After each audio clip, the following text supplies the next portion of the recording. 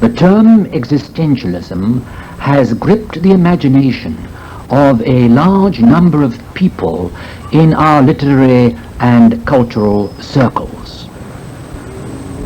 Existential philosophy, existential psychology, the emphasis upon this existentialism is really a symptom of an existential vacuum which occurs with a large number of contemporary people. The psychologist reports that an ever-increasing number of patients approach him complaining of a feeling of meaninglessness, a feeling of emptiness.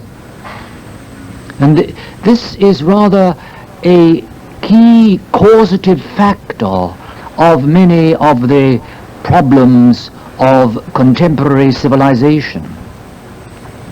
Man is not an animal.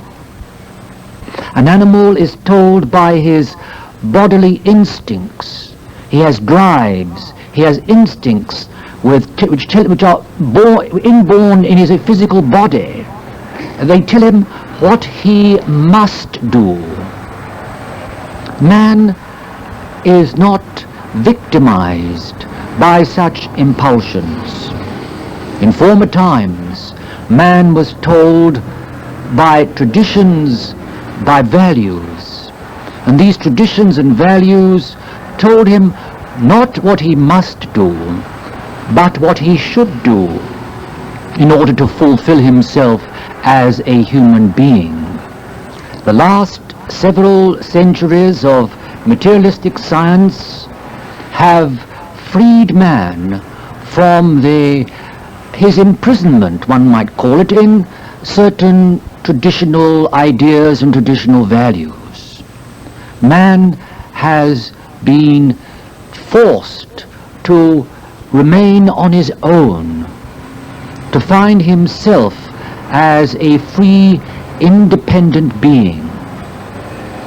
And this perhaps explains the vacuum which is a feature of the modern individual's inner psyche.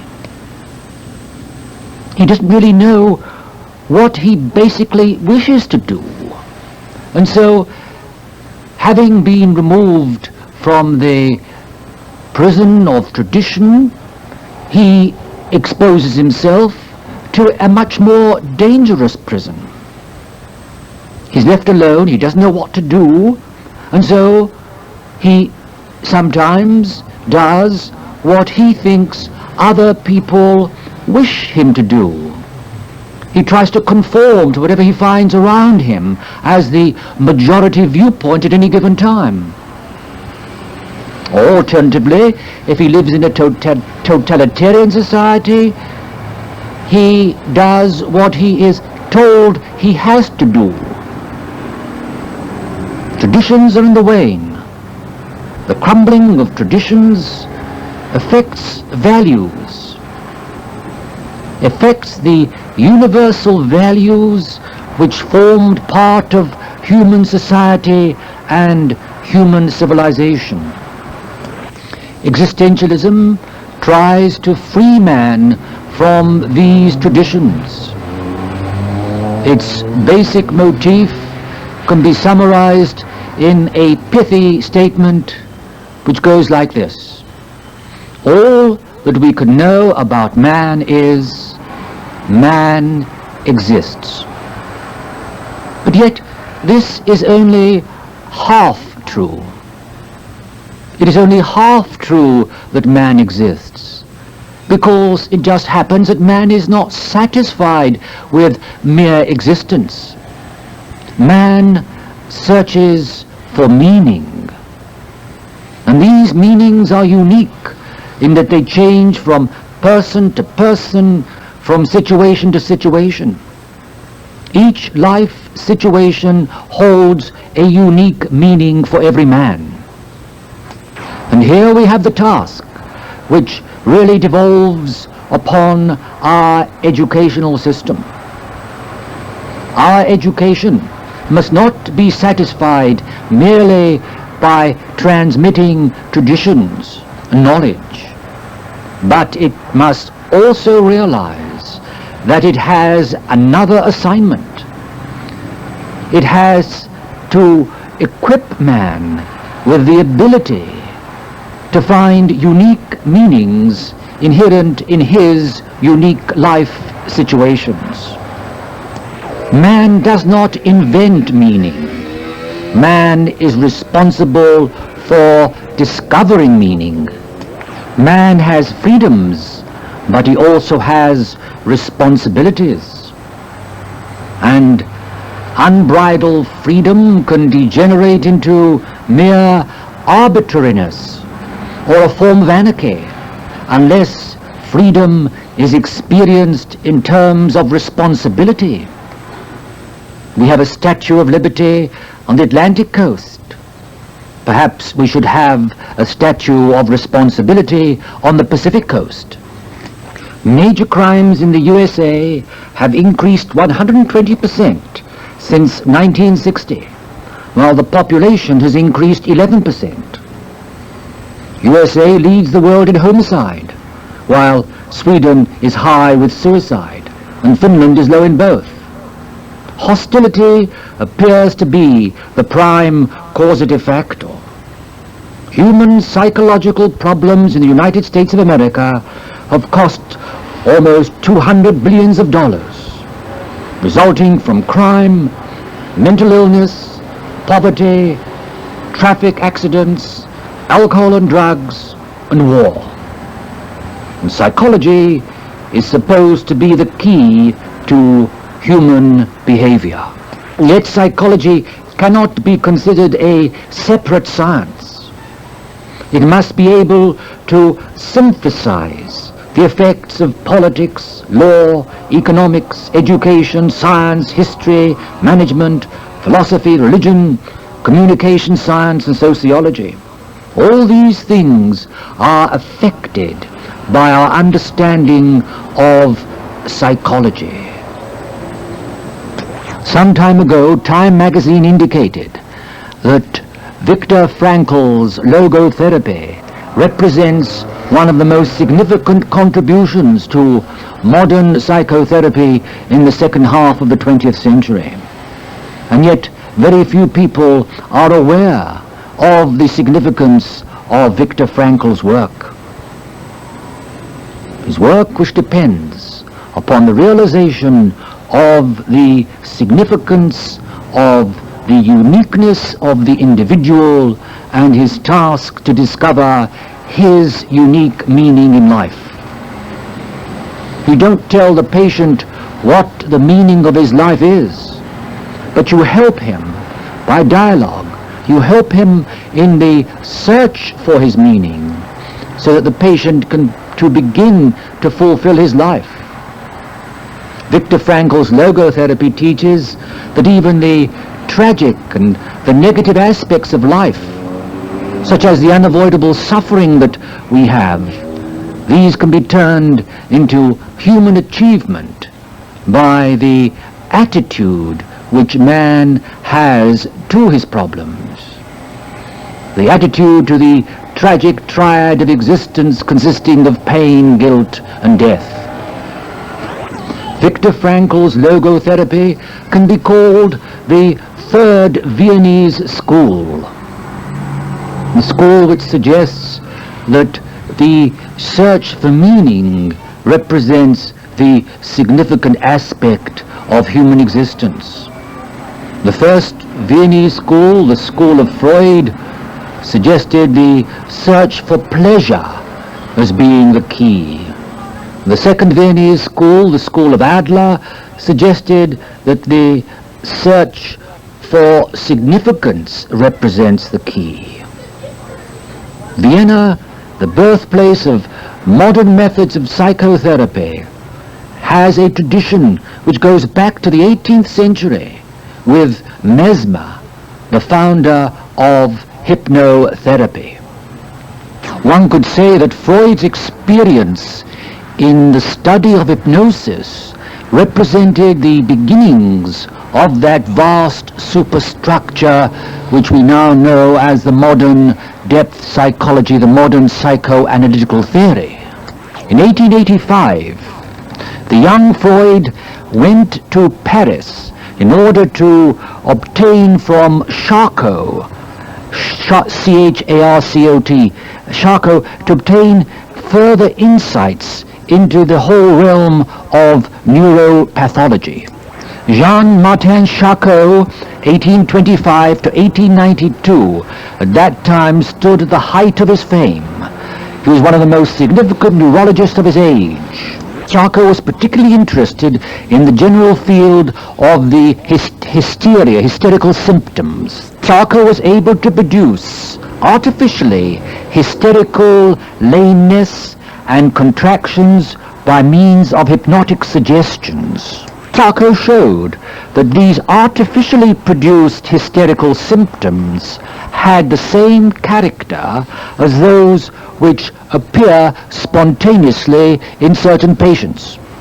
Freud from Charcot learned the significance of hypnosis and hypnotic suggestions in the handling of nervous diseases. Freud was so much impressed by Charcot's work on hypnosis that he translated his work into German from the French. Charcot's discovery that hysterical symptoms could be reproduced in their entirety in patients who had been hypnotized and who had been told with the authority of the hypnotist that such symptoms existed in their minds and bodies. And such patients were indistinguishable from others suffering from hysteria. They performed actions for which they could not account, but which were in fact the results of commands given them during the hypnotic state. Freud asked himself whether these powerful unconscious mental mechanisms might very well exist in all human beings and play an important role in their lives of which they themselves could not normally be fully aware. And there was a man in Vienna who had used hypnosis to allay hysteria, and this man was Dr. Breuer, and together they produced a joint work entitled Studies in Hysteria. This work in post-hypnotic suggestions was very significant, made a very significant impression upon Sigmund Freud, that people performed actions for which they could not account as a result of commands given them in the hypnotic state. In the trance state, the control of the ego is removed. Now the question arose to Freud's mind, is it possible that during the early years of existence, when man is not conscious of his ego, of his selfhood, that he might be in a similar trance state in reference to certain suggestions that appear in his experience? These past suggestions can be uncovered by the process of hypnotic suggestion. Again, we know that under hypnosis, a burn blister can be produced by suggestion, and under hypnosis, that blister can be removed. And in some very suggestible people, even in their normal state, the effects of a bee sting can be reproduced physically in a patient who believes that an electric fan which is buzzing is really a huge bee which is approaching him, ready to sting him.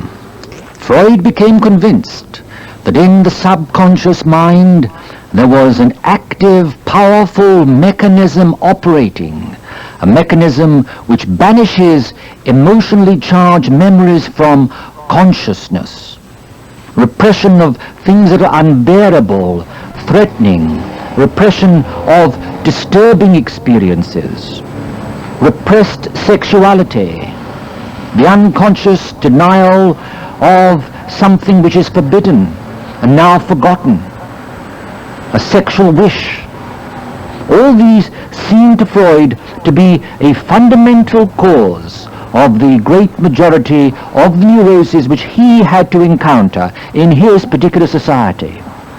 And each individual hysterical symptom immediately disappeared when the memory of an event was provoked and the patient had described that event in the greatest possible detail. The event had to be described with emotion. Any recollection without emotion produced no cure, no result. According to Freud's researches, the human subconscious is filled with defense mechanisms whereby emotionally charged material is confined to secret files. There's an area of mental life beyond the direct reach of memory or introspection. And this unconscious mental activity, this defense mechanism, offers resistance.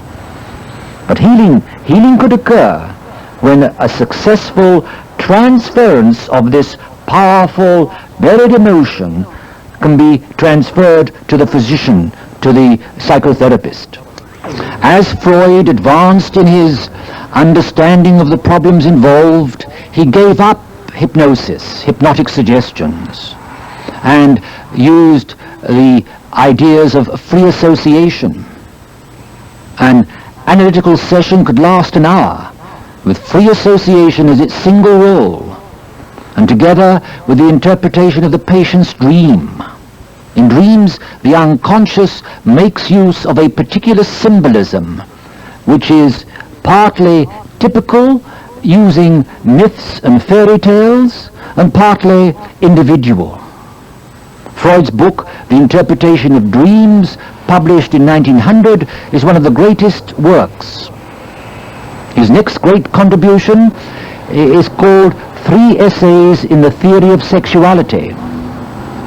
The source of emotional energy underlying the drives of the libido, the infantile sexuality, the transformation of puberty. Sexual life does not begin only at puberty, but starts soon after birth, and includes a function of obtaining pleasure from various zones of the body. Freud regarded the total personality as consisting of ego, superego, and id. The ego, driven by instinctual drives from the id, forbidden by the superego, subject to censorship, had the constant need to create defense mechanisms. The dammed back libido sought other paths of expression in neuroses, whereas the alternative was sublimation.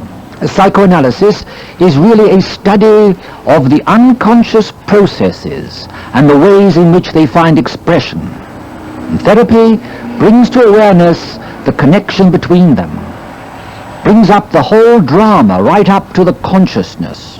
Show the patient he does not need these defense mechanisms, because he built these defense mechanisms up at a time when he did not understand what he was doing.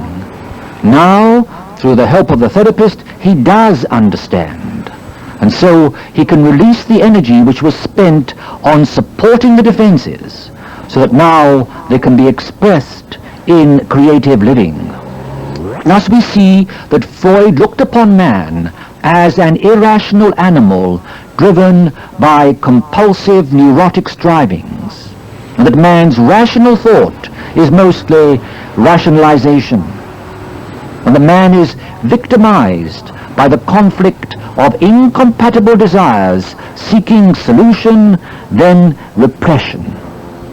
Repression caused by ego defenses. A complex behaves like a partial personality and can operate on its own in a way which is diametrically opposite to our conscious wishes. It's a sort of splinter psyche. Thus we see that Freud's great contribution, man carries with him a vast subconscious mental activity which is far greater influence on his behavior patterns than his conscious mind. And Freud developed techniques for bringing to conscious awareness this subconscious buried complexity. Free association, word association, dream analysis, dealing with the complexes, neuroses, and the psychoses that afflict man. Freud built up a system of thought, a system of deductive knowledge free from internal contradictions, a system that had an internal logic and symmetry. He had an answer for everything.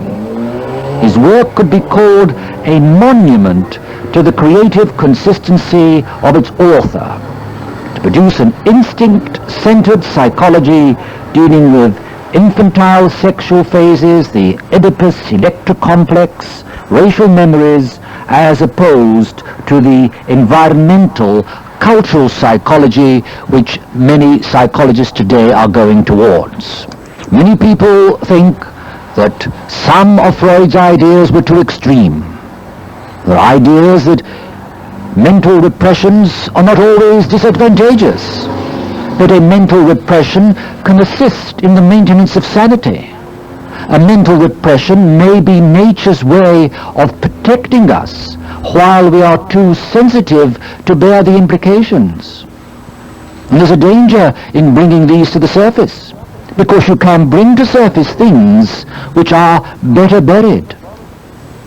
And these repressions in their buried state may have the possibility of transmutation into strength, just as sorrows which are carried subconsciously with courage can be the creators of a spiritual quality. And we can meet many people who are living examples of this. So while Freud said it is dangerous to repress, it could also be dangerous not to forget what should be forgotten. In his earlier stages, Freud was dismissed by his colleagues as a charlatan, and Freud would have disappeared into oblivion were it not for the fact that in 1909 he lectured in New York. Success came to Freud in America. Brill in America, Ernest Jones in Canada. Between 1915 and 1935, psychoanalysis was integrated into the medical schools across the country. The American Psychoanalytical Association are all graduates of medical schools. There are about 1,000 of them, and they treat the elite of our society. People like Eugene O'Neill, Claire Booth Luce, Moss Hart, and many other people who could afford the costs involved. And then we can say that a person living in today's world who does not possess neurotic reactions can be likened to an ill person whose organism has lost the capacity to react against disease. A neurosis could be the soul talking to us, telling us that something is wrong, asking us to do something about it. Just as we welcome the symptoms of disease, so we should welcome certain neuroses. Today, we are being poisoned by the atmosphere, by radio and the noise of motor cars and all things like that. But we're not repelled because we have lost the fine sensitivity. We have adjusted, although our organism is being damaged. The sensitive people who have become neurotic are being impelled to find meanings which would give them health. Today's problem is a too ready adaptation to the dominant life pattern. Mass man is in danger of losing his selfhood by becoming depersonalized, as another self working into the psychological aspect of man. Man has not only a self which is built up of drives, etc., but man also has within him a self which is representative of his spiritual nature. Unfortunately, Freud was too greatly influenced by the mechanistic, materialistic ideas of his age. Freud's great ambition was to be able to describe all of the psychological mechanisms of the mind in terms of neurological functions. And yet we believe that working subconsciously in Freud, there must have been a yearning to discover the spirit, man's spirit, and perhaps it's no accident that before he died, he's reported to have written in a letter to someone the idea that if he had his time again, he would have devoted far more work in investigating the realm of extrasensory perception, in the realm of ESP. And here we come to the great work of Jung. Jung, who started his researches in the realm of occult phenomena, who started with researches with a Swiss servant girl who under hypnosis was able to speak different languages and to manifest remarkable qualities. This idea of the spiritual occult side of life was an idea that permeated Jung throughout his psychological career. He broke with Freud because he disagreed with the emphasis placed by Freud on infantile sexuality. He brought to our attention the significance of the archetypes in the human subconscious, the race unconscious, and how it manifests in symbols and myths. But above all, Jung's great contribution was his emphasis on the individual psychological approach, the significance of understanding psychological types. It was he who sort of developed the concept of the introvert and the extrovert. In Jung's individuation was a process by means of which a person becomes a psychologically complete person, expressing the collective as well as the personal qualities. While the complex can be considered as residing in the personal unconscious, the race archetype is considered to be in the collective unconscious. And from this collective unconscious, thoughts and ideas never before conscious can emanate spontaneously from this impersonal source. And so we have a mathematician like Poincaré or a chemist like Kekulé who almost attribute their scientific discoveries to sudden pictorial revelations that came into them from out of nowhere. Descartes, in a mystical experience, saw in a flash the order of all science. Robert Louis Stevenson's Jekyll and Hyde plot was revealed in a dream. Jung emphasized the fact that while man does possess his personal unconscious, he does also contain a much larger racial unconscious. And through this racial unconscious, thoughts can come through which never before appeared in the human's conscious experience. Jung talked about the anima, the female figure in the unconscious of every man, and the animus, the male figure in the unconscious of every woman. So we see that what the psychologists today designate as the unconscious can be found to consist of a mixture of widely divergent qualities. The science of the unconscious begins when we attempt to categorize these qualities. There are formative forces which are present during the embryonic period, and these formative creative forces particularize themselves in different bodily organs. You can't call these unconscious, since they are permeated by high thought power and wisdom. We'd rather call them the transconscious. And these formative forces are projected into non-objective art. And then there's the realm out of which inspiration can enter into the human consciousness. We mentioned that before. And the whole practice of initiation has the intention to make a person more aware of this realm, rather than focus his consciousness upon the realm which was produced in him as a result of his infantile neurotic experience. Jung considered fairy tales, myths, sagas, religious occult traditions as symbolic representations of individual or collective unconscious. But actually, he did not free himself from the English bourgeois materialism of the 19th century, the inheritors of the Greek skeptics and the French encyclopedists, for whom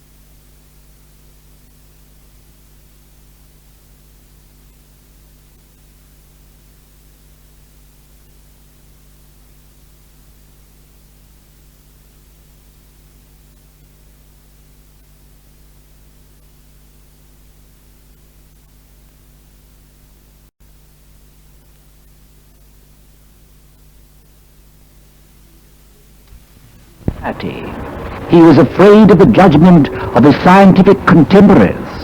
It was only in his posthumous autobiographical notices that he recognized the reality of an objective spiritual world. In the human soul itself, there are light and dark centers of power which provide the points of entry for good and evil. Artists can be gripped by these beings as well as great actors. Modern psychoanalysis brings to awareness the wounds in man's soul from which he suffers and bleeds, but it lacks the knowledge to grapple adequately with this problem.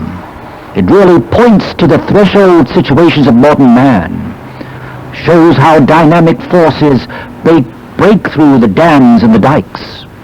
Jung was aware through personal experience of the super and the subconscious forces which surround the threshold and draw man into their vortex. He discovered the signs and the symbols which surface in the threshold experiences and can be recognized in the mythologies and religions.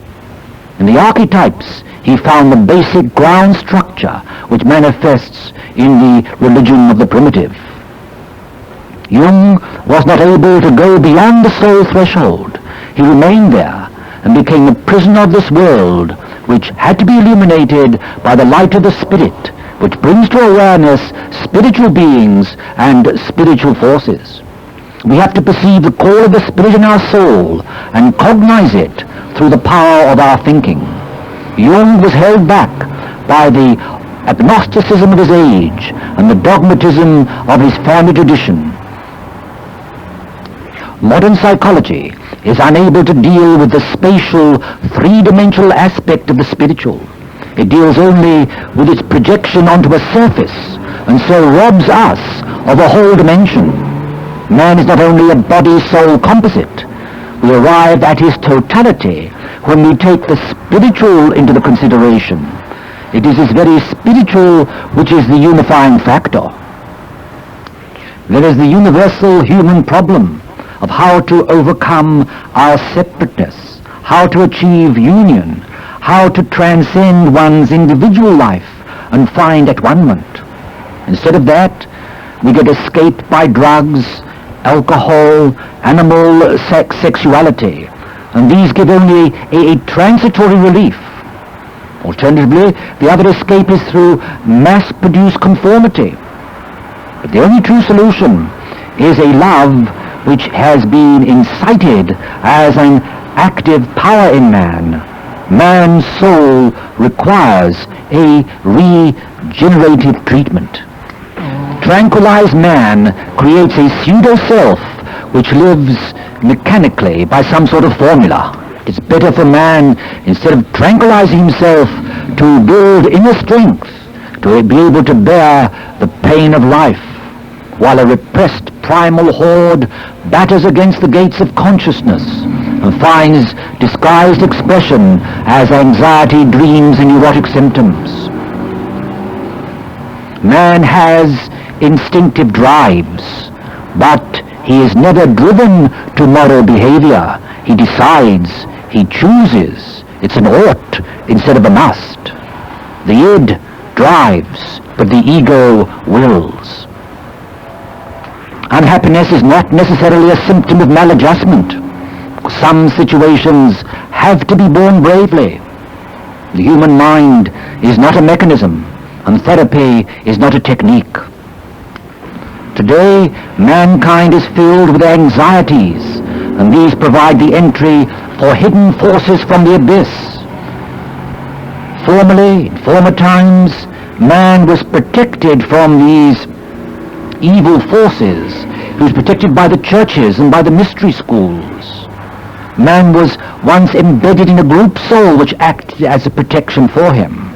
But today, man has freed himself from these protective influences. Instead, he now opens himself to a collective which is imposed upon him, a collective which doesn't act as a defense, but a collective which acts as a point of entry for the evil forces. We've seen this only too clearly in the first half of the 20th century. Today we don't need a collective, a mass conformity imposed upon us from without. But we need the sort of therapy which helps us to regain our spontaneity, to achieve courage, to achieve freedom to be ourselves, but a self that we can respect and others can respect. Man can work out his salvation in human relationship. You can free a man from guilt and anxiety as the symptoms of his problem. You can help suffering man to realize that his existence has a deep and worthwhile meaning. You can assist in man's quest for being, the courage to be. The existential analysis really tries to make man understand that we don't have to have a flight from self, but a search for self. Life involves suffering. If life is meaningful, then there must be a meaning in suffering. And suffering might be a unique opportunity to bear an appalling burden in a distinctive way. Logotherapy of Viktor Frankl is an appeal to other qualities of man's being, other than just the depths of the unconscious processes. Suffering is an essential part of human existence. The crises of inner growth, existential maturation, not connected with social maladjustment or lack of emotional balance. Man possesses the ability to transcend his own physical and psychic determinants, such as heredity and environment. Man can shape them even as they seek to shape him. Man does not merely exist, but he is also able to have a personal influence upon the successive stages of his existence. In the cognitive process, man separates himself from the world and then conceptualizes it, so he can also objectify himself. He can encounter himself. He can even oppose himself if necessary. Man's spirit can defy the outer world. Man's spirit can resist environmental forces. Man's spirit can sublimate instinctual forces or drives. Man possesses instincts, but instincts do not necessarily have to possess man. Man can assert himself against conditioning factors, and only when he does so is he distinctly human, is he responsible for what he's becoming. Man has gifts as well as limitations, and he is responsible for the use he makes of these. Some schools of therapy have failed to deal adequately with responsibility and freedom.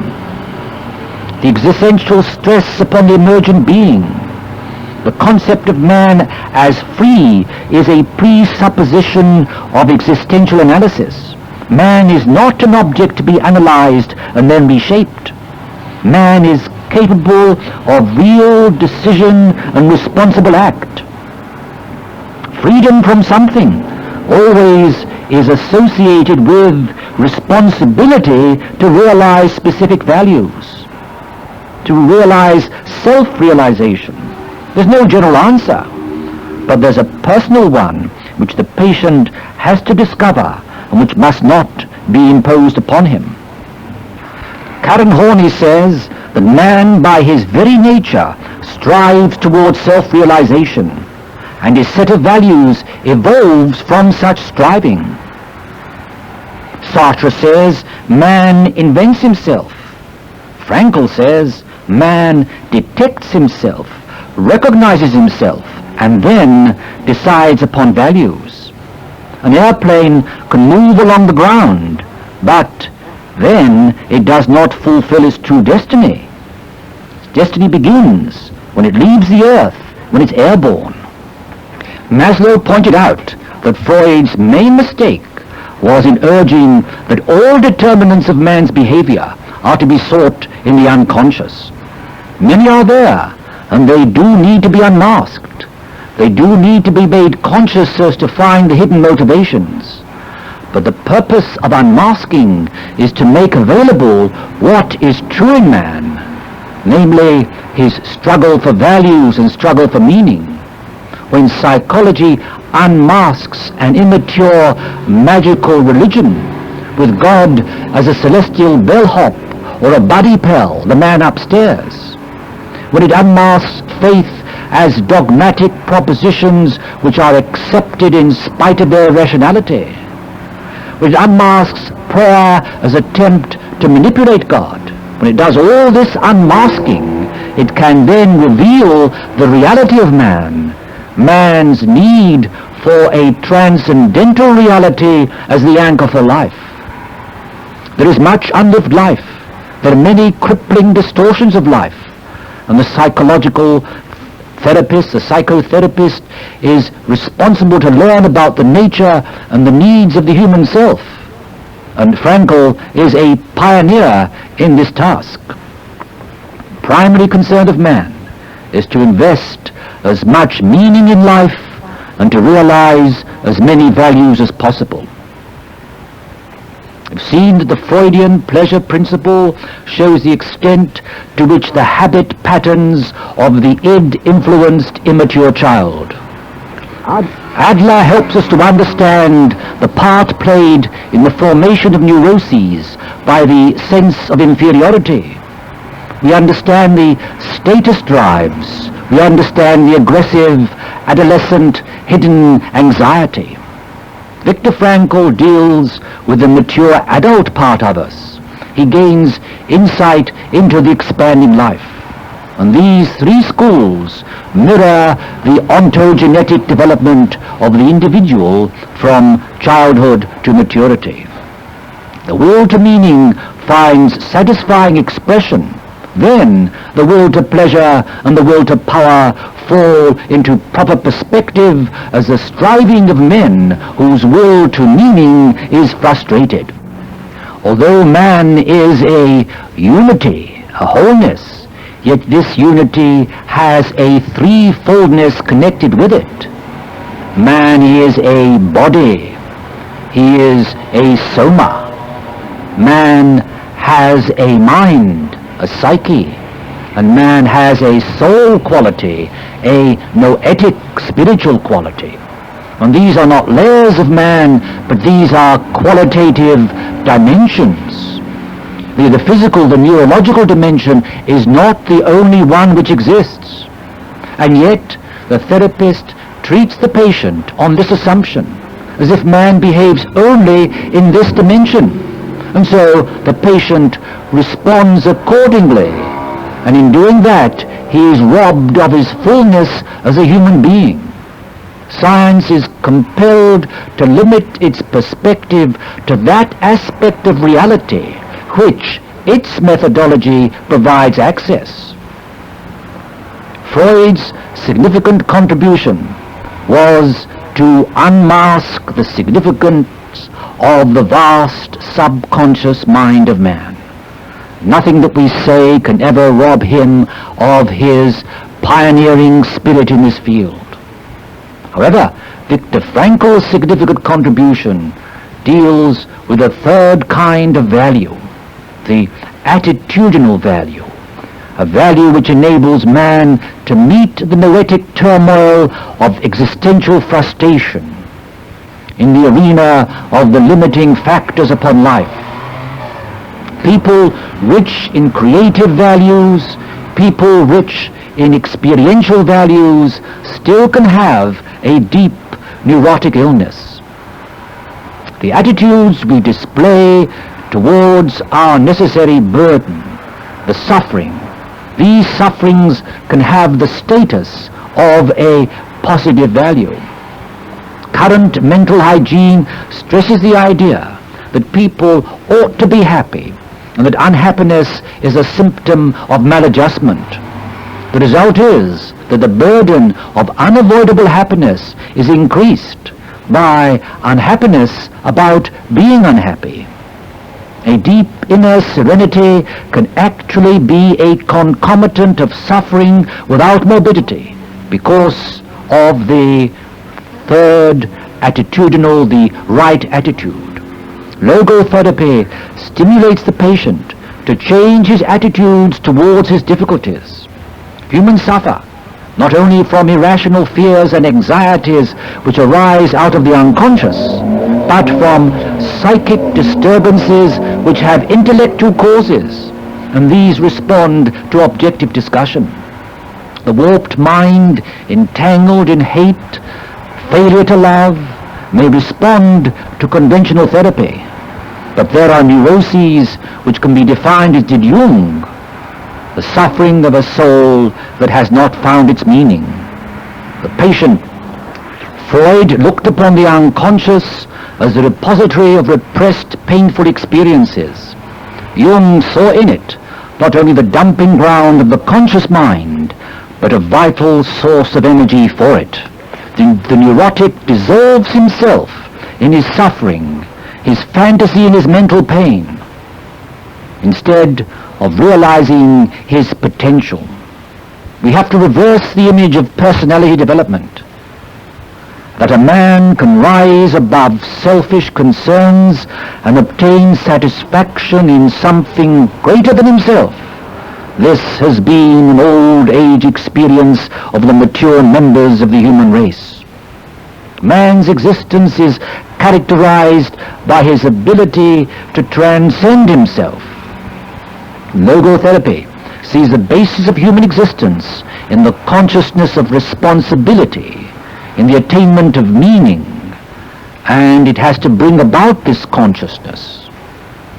Sure, existentialism is correct, man does exist, but man is always deciding what he will be in the next moment. Existentialism stresses freedom and is quite subjective in emphasizing inner values. Logotherapy stresses responsibility and relates the inner values to outer realities. It's an education towards responsibility. Along with other non-directive traditions, logotherapy refrains from imposing values. A therapist points out the wide range of values available. Often enough, the latent capacities of the client have been smothered by frustration, depression, anxieties. He tries to show the patient that impulses can drive a man, but values call a man to his vocation to call. And the whole of modern psychology in its highest element can be called preventative medicine. The patient needs not only to be cured of his present illness, but he needs goals for the future. There are some people who are leading a happy, contented, vegetative existence with little concern for the values which make men human beings. But these people are not representative of the highest aspirations of the human race. Man is much more than a rational creature. He is some creation which realizes beyond himself, something which tries to reach beyond himself. There's a transcendent thirst for eternal values. And so the depth psychology has to be complemented by a height psychology, Freud relates the past to the present. Frankl relates the future to the present. In a sense, all men are ill to the extent that we are not fulfilling our resident potential, our inborn capacity. We are supposed to become really human. The anguish of the soul is a way in which we become aware of ourselves. In pleasure, we lose this conscious awareness. It seems that the task of modern psychology is to help man bear his pain, not to produce a tranquilized man who becomes indifferent. Modern psychology is not supposed to create a pseudo-self which lives mechanically and by formula. We're all sinners, and the tranquilizers dope our conscience, dopes our awareness of this fact. The tranquilizers dope us, and then we need stimulants to give us excitement. Or you can use meditation as a means of helping us to sustain instead of getting at the root of the problem, the search for self which results from the understanding of what we really are and what we are supposed to become. Man exists, but man is not satisfied with mere existence. He searches for meaning. Man has yearnings, has dissatisfactions, because man is complete. Man is searching for self-fulfillment, not merely self-expression. And this leads us to the psychological principle of psychosynthesis. The concept of psychosynthesis was introduced and steadily developed over more than 40 years by Robert Assagioli, an Italian psychiatrist. The emphasis on analysis, on psychoanalysis, has been prevalent for quite a while in psychotherapy. Analysis is a separation of the whole into component parts in order to be able to understand the nature, function, and relationship of these parts. But analysis is not enough in psychotherapy. We need to go beyond analysis without discarding what is of value in analysis. We need a synthesis, an integration, a wholeness, a unity, and harmonious use of all our functions, of all our potentialities, of all our drives. We need an harmonious expression of the totality of our human nature, our physical nature, our emotional nature, our mental nature, and above all, our spiritual nature. Our spiritual nature is mainly concerned with values. There could be artistic values, aesthetic values, ethical values, or altruistical values. The goal is the synthesis, a creative whole, including the spiritual aspect of our human nature. Psychosynthesis is a method which is applicable not only to individuals who suffer from neurotic difficulties and from various serious psychological problems, but is also applicable to individuals who may be functioning fairly well, but who desire a greater degree of self-realization and self-fulfillment. We may say at first that synthesis should occur around a personal center, the conscious ego, the I, to produce a sort of personal psychosynthesis, the synthesis of the personality, the physical, emotional, and mental personality.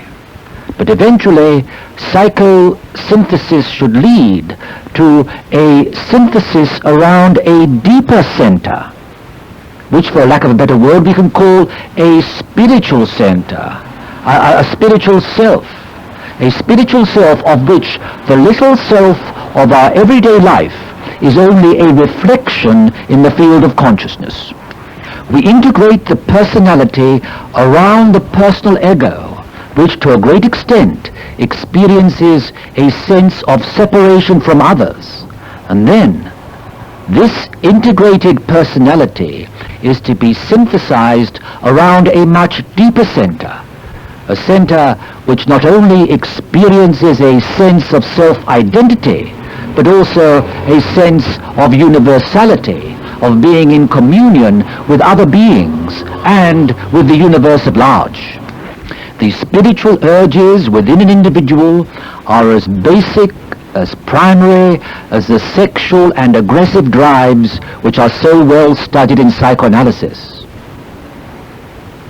When we say that the spiritual drive is basic, we mean that it is not essentially derived from sexual and aggressive drives by processes of reaction formation, projection, and sublimation, which are the usual explanations given in the orthodox psychoanalytical literature. It is true that in many cases spiritual strivings are derived from other drives. For example, some individuals may project the image of a god because of their own immature need for dependency on a strong father image. There is this remnant in many of us, but there is also something else. There is a spiritual urge which is not derived from infantilism, from dependency, from reaction formation to aggression. There's a spiritual urge which is not derived from the sexual drive, but which is a drive in itself, just as much as the sexual and aggressive drives.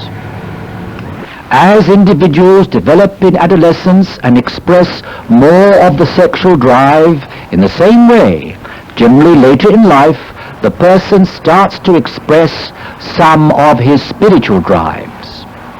Viewed in this light, neurosis can occur just as much from the repression of spiritual urges as from the more widely recognized repression of sexual and aggressive drives. The job of a therapist in psychosynthesis is to help the individual become aware of and utilize these higher energies for the work of the reconstruction of the personality. One of the basic assumptions of this approach is that this inner spiritual center, if contacted without undue personality distortions, is a wiser source of guidance and direction for the patient's life than the conscious mind of the therapist. This recognition of the patient's inner wisdom will give the therapist a well-needed sense of proportion and of humility. It can help a great deal if the therapist has a conviction drawn from direct experience that regardless of how wretched, confused, or sick the individual may appear on the surface, there is this inner center of psychological health, of wisdom and purpose, a center which is there to be evoked, provided the blocks to its conscious realization can be removed. Many existentialists have emphasized the experience of loneliness and isolation, of identity ultimately apart from other beings. This experience is one of the major symptoms of modern life and is quite prevalent. It is therefore understandable that existentialists pay such attention to this human experience. But we have to learn that the experience of isolation, of separate identity, is related to the experience of the personal self. Most existentialists do not discriminate between the personal self which is isolated and the spiritual self which is not. This distinction is a fundamental one in psychosynthesis. Experience of the personal self is that of separate identity. The experience of the spiritual self combines a keen sense of identity, of individuality, of being oneself, of discovering one's true self. It combines a keen sense of this identity and also the sense of universality, of oneness, of unity with the cosmos. Psychosynthesis, unlike existentialism, affirms that this experience of isolation is not man's essential nature. Man's essential nature is an integral part of the universe. We must have the courage to face one's shadow, if we want to use the Jungian term, or one's id, if we want to use the Freudian term. We have to have the courage to face this shadow and meet it head-on, becoming aware of it and of the psychodynamics and the motivations connected with it. But that does not mean that we say we are it. This is not the whole of us. This is only part of us. So the basic exercise of disidentification from the non-self, the identification with the self, is the most important for psychosynthesis. First, to become aware that I have a body, but I am not my body. Because after all, within a few days, all the cells of my body will no longer be the same. And yet, I experience a sense of continuity. I think that I am not my thoughts. I have an intellect. It is a tool. But I am not my intellect. Then who am I? I am a self.